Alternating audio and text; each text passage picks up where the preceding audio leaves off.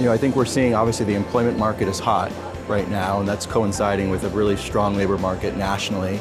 Unemployment is at record lows, 4%, and in the veterinary sector, it looks like it's less than half of that, below 2%. So things are really, really strong there. And with that, we're seeing a lot of positions that are just going completely unapplied for because there are so many talented individuals out there and they're having the opportunity to be selective as to where they apply. But with that, we're also seeing some trends that are driving this, the types of students that are graduating. It's no secret that newer veterinarians are wanting a work-life balance. They're wanting to work normal work hours. And even mid-career and senior career veterinarians are wanting to work less hours as well. And so with that comes an increase in the demand for veterinary services as you're having to add your headcounts as there's a pullback in the number of hours worked. And so it presents a real challenge, but it's an opportunity as well.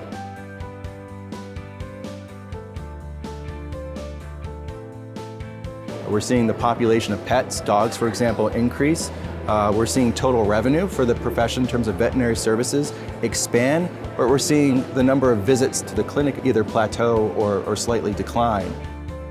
One of the things we're seeing is that while revenue is increasing and visits are decreasing, prices are driving that revenue increase, and so we're seeing a raise or an increase in prices over time. And with that becomes challenges to access to care as disadvantaged households are locked out of that market. So we want to look towards areas of innovation and business models and pricing so that we can bring them back into the clinic.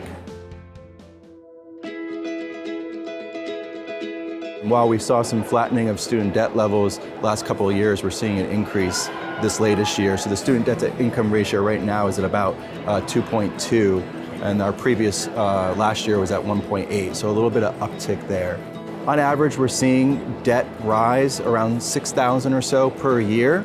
But of course, there's a great diversity of debt levels across all the different academic institutions, and we're seeing average debt levels from less than $80,000 to more than $300,000. And so it just, I think, for us, means an opportunity to look at what's going on and how can we be more effective at addressing student debt across our students.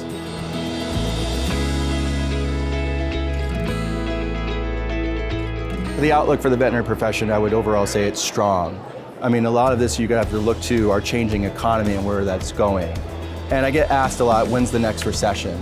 And no one knows the answer to that. Economists have their models and their surveys of CEOs, and we think within the next 12 to 24 months we'll have the next recession. But to me, the more relevant question is, what are you going to do about it? How are you preparing yourself?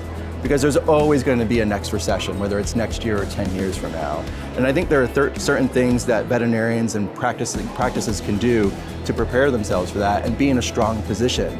Look at your financial situation. Look at the investments and the savings that you're making and be prepared for a slowdown. A common thing to do is to build up a backlog of business right now so that if things do slow down, you have that backlog that you can count on.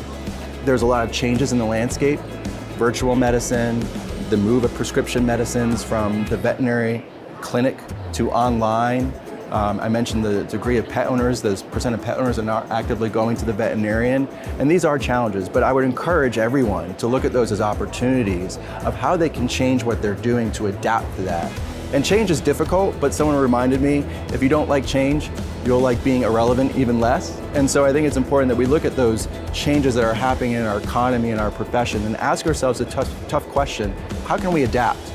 And how can we turn that challenge into an opportunity?